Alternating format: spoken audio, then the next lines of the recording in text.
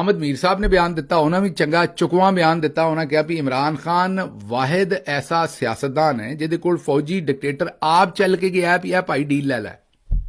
ਇਹ ਮੈਂ ਨਹੀਂ ਕਹਿਣ ਡਿਆ, ਇਹ ਜਨਾਬ ਹਾਮਦ ਮੀਰ ਸਾਹਿਬ ਕਹਿ ਰਹੇ ਨੇ ਕਿ ਇਮਰਾਨ ਖਾਨ ਇੱਕ ਉਹ ਪਾਕਿਸਤਾਨ ਦਾ ਲੀਡਰ ਹੈ ਜਿਹਦੇ ਕੋਲ ਡਿਕਟੇਟਰ ਚੱਲ ਕੇ ਗਿਆ ਕਿ ਇਹ ਡੀਲ ਲੈ ਲਓ, ਲੇਕਿਨ ਇਮਰਾਨ ਖਾਨ ਨੇ ਡੀਲ ਲੈਣ ਤੋਂ ਇਨਕਾਰ ਕਰ ਦਿੱਤਾ ਹੈ ਔਰ ਪਾਕਿਸਤਾਨ ਦੇ ਵਿੱਚ ਪਹਿਲੀ ਵਾਰੀ ਇਹ ਮਿਸਾਲ ਕਾਇਮ ਕਰ ਦਿੱਤੀ ਹੈ।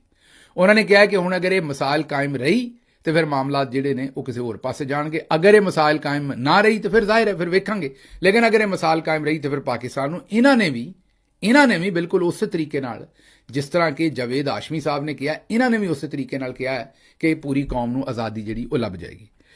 ਅੱਛਾ ਜੀ, ਅੱਗੋਂ ਆਜ਼ਰਬਾਈਜਾਨ ਦੇ ਜਿਹੜੇ ਸਦਰ ਨੇ ਉਹ ਪਤਾ ਲੱਗਾ ਵੀ ਉਹਨਾਂ ਦੀ ਪਹਿਲਾਂ ਪਾਨ ਦੀ ਦੁਕਾਨ ਸੀ। ਹਾਂਜੀ, ਪਾਨ ਵੇਚਦੇ ਸਨ, ਕੱਥਾ ਚੂਨਾ। ਅੱਛਾ, ਇਹ ਤਾਂ ਮੈਂ ਤੁਹਾਨੂੰ ਮਜ਼ਾਕ ਕਰ ਦਿੱਤਾ, ਐਵੇਂ ਲਤੀਫਾ ਜਿਹਾ ਸੁਣਾਇਆ ਹੈ। ਅਸਲ ਕਹਿਣ ਦਾ ਮਤਲਬ ਹੈ ਕਿ ਇਸ ਵਾਰੀ ਤੀਸਰੀ ਵਾਰੀ ਸ਼ਹਿਬਾਜ਼ ਸ਼ਰੀਫ ਉੱਥੇ ਗਏ ਨੇ ਪਿਛਲੇ 1 ਸਾਲ 'ਚ, ਤੇ ਤੀਜੀ ਵਾਰੀ ਉਹਨਾਂ ਨੇ ਐਲਾਨ ਕੀਤਾ ਵੀ ਮੈਂ $2 ਅਰਬ ਦੀ ਪਾਕਿਸਤਾਨ 'ਚ ਇਨਵੈਸਟਮੈਂਟ ਕਰਨੀ ਹੈ। ਜਿਸ ਵੇਲੇ ਸ਼ਹਿਬਾਜ਼ ਸ਼ਰੀਫ ਜਾਂਦੇ ਨੇ ਉਹ 2 ਅਰਬ ਦੀ ਇਨਵੈਸਟਮੈਂਟ ਦਾ ਐਲਾਨ ਕਰ ਦਿੰਦੇ ਨੇ। ਤੁਸੀਂ ਸੋਚਦੇ ਹੋਵੋਗੇ ਵੀ ਇਹ ਨਵਾਂ 2 ਅਰਬ, ਪੁਰਾਣੇ ਨਹੀਂ ਉਹ ਇਨਵੈਸਟਮੈਂਟ ਕਰਦੇ। ਇਹ ਹੁਣ ਵੀ ਉਹਨਾਂ ਕੁਝ ਨਹੀਂ ਕਰਨਾ, ਜਦੋਂ ਇਹਨੇ ਅਗਲੀ ਵਾਰੀ ਜਾਣਾ ਉਹਨਾਂ ਫਿਰ 2 ਅਰਬ, ਉਹਨਾਂ ਮੇਰੇ ਖਿਆਲ ਇਹਨਾਂ ਦੀ ਛੇੜ ਬਣਾ ਲਈ ਹੈ 2 ਅਰਬ। ਲੱਗਦਾ ਇੰਝ ਹੀ ਹੈ ਵੀ ਪਹਿਲਾਂ ਕਿਤੇ ਪਾਨ ਸ਼ਾਨ ਲਾਉਂਦੇ ਰਹੇ ਨੇ ਤੇ ਉਹ ਚੂਨਾ ਇਹਨਾਂ ਨੂੰ ਲਾ ਕੇ ਤੇ ਵਾਪਸ ਘੱਲ ਦਿੰਦੇ ਨੇ। ਇਹ ਵੀ ਕੰਮ ਉਹਨਾਂ ਨੇ ਵੈਸੇ ਚੰਗਾ ਕੀਤਾ ਹੈ। ਜਿਹੋ ਜਿਹਾ ਮੂੰਹ ਪੰਜਾਬੀ ਚਾਹੁੰਦੇ ਨੇ ਉਹ ਜੀ ਚਪੇੜ, ਉਹਨਾਂ ਨੂੰ ਵੀ ਸਮਝ ਹੈ ਵੀ ਇਹ ਚੋਰ ਨੇ, ਝੂਠੇ ਨੇ, ਇਹਨਾਂ ਨਾਲ ਝੂਠੀਆਂ ਗੱਲਾਂ ਕਰੋ ਤੇ ਗਾਂ ਤੁਰੇ ਰਹੋ। ਇਹਨਾਂ ਨੇ ਕਿਹੜਾ ਸ਼ਰਮ ਖਾਣੀ ਹੈ?